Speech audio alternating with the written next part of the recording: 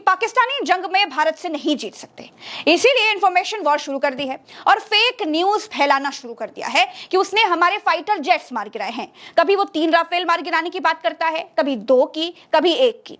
लेकिन सच ये है दोस्तों कि जितनी भी तस्वीरें पाकिस्तान ने जारी की हैं वो सब की सब फेक हैं, झूठी हैं, गलत हैं, सब की सब पुरानी तस्वीरें हैं। मैं अभी आपको दिखाना शुरू करूंगी, तब आप समझ पाएंगे कि जैसे पाकिस्तान आतंकियों को पालकर दुनिया से कहता है कि वो आतंकियों को नहीं पालता, लेकिन भारत ने जब आतंकियों के अड्डे तबाह कर दिए तब आतंकियों के जनाजे पर रो रहे हैं। उसकी आर्मी आतंकियों के जनाजे पर सिर रख कर रो रही है। दोस्तों, अगर भारत और पाकिस्तान के बीच दुनिया के लिए भरोसेमंद कौन है, इसको समझना है तो ये एयर ट्रैफिक की रिपोर्ट देखिए जरा।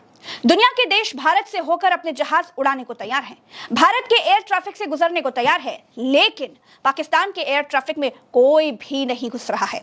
ये तस्वीर ना एआई की है, ना ही किसी और वक्त की, ये आज की तस्वीर है। सबको लगता है कि ये आतंकियों का पागल मुल्क है, यात्री विमान को न जाने कब जंगी विमान समझ ले और बम मार दे, क्योंकि पाकिस्तान जैसे मुल्क में समझ ही नहीं आता है कि कौन आतंकी है, कौन आर्मी है, आर्मी ही आतंकी है या आतंकियों की ही आर्मी है। दोस्तों, जब पाकिस्तान भारत का बाल भी बांका नहीं कर पाया तो उसने साल 2021 और साल 2024 का भारत में ट्रेनिंग के दौरान क्रैश हुए विमानों की तस्वीरें गूगल से डाउनलोड कर ली और दुनिया को दिखाने लगा कि देखिए देखिए भारत के लड़ाकू विमान उसने मार गिराए हैं। लेकिन पाकिस्तान जैसे मूर्ख देश को मालूम ही नहीं है कि जिस गूगल से वो इमेज डाउनलोड करके जंग बहादुर बनने की कोशिश कर रहा है, उस गूगलीकरण में दुनिया उससे भी कहीं ज्यादा आगे है।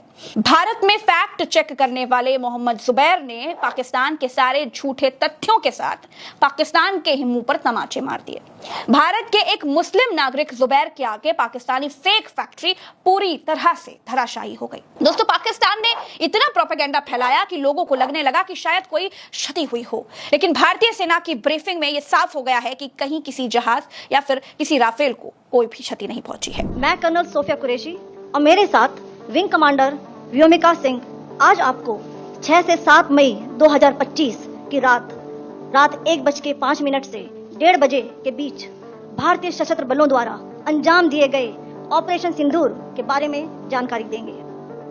ऑपरेशन सिंदूर 22 अप्रैल को पहलगाम में हुए विभत्स आतंकवादी हमले के शिकार मासूम नागरिकों व उनके परिवारों को न्याय देने के लिए लॉन्च किया गया था। इस कार्रवाई में 9 टेररिस्ट कैंप्स को टारगेट किया गया और पूरी तरह से इसे बर्बाद किया गया। पाकिस्तान में पिछले 3 दशकों से टेरर इंफ्रास्ट्रक्चर का निर्माण हो रहा है। इसमें recruitment, indoctrination centres, training areas व लॉन्च पैड शामिल थे, जो पाकिस्तान और पाक अधिकृत जम्मू कश्मीर POJK दोनों में फैले हैं। तो दोस्तों, इसीलिए मैंने शुरू में कहा कि बारूदी वॉर के साथ साथ इंफॉर्मेशन वॉर भी शुरू हो गई है। इससे सतर्क रहने की जरूरत है। भारतीय सेना बिल्कुल साफ कह रही है, पिक्चर अभी बाकी है। यानी अभी तक सेना ने सिर्फ आतंक के अड्डों को पाकिस्तान में घुसकर निशाना बनाया है। अगर पाकिस्तान की तरफ से कोई भी किसी भी तरह की नीच हरकत हुई, आमने सामने जंग छिड़ेगी।